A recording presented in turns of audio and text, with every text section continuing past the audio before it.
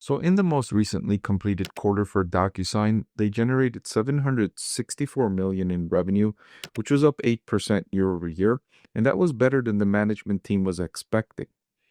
Operating profit margins also improved by 1% compared to last year to 29.5%, and the company generated a strong 30% free cash flow margin. They used that capital to buy back $1 billion in stock. So the company, one of the benefits I've been talking about with DocuSign is the initial investment to create this electronic signature product is allowing the company to benefit from those initial investments. It doesn't need to reinvest a lot of capital back into the business. Incremental investments in maintaining the product, enhancing the technology, and certain products here on the side there that add to the attractiveness of its product has allowed it to continue in this market. One of the downsides here is the competitive advantage is not that strong for DocuSign.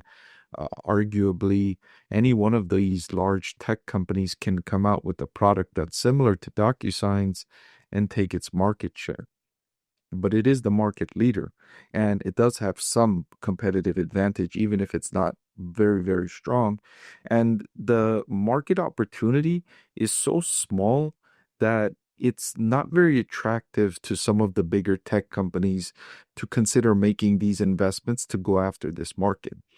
I did mention that the electronic signature industry is growing and is likely to continue to grow, but it's still less than a $100 billion annualized spend category worldwide.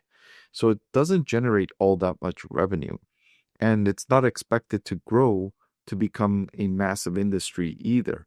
So when you have a category with a dominant player like DocuSign in such a small industry, that sometimes is enough to protect that company. And for DocuSign, I calculated its fair value to be $114, but the current market price is $71.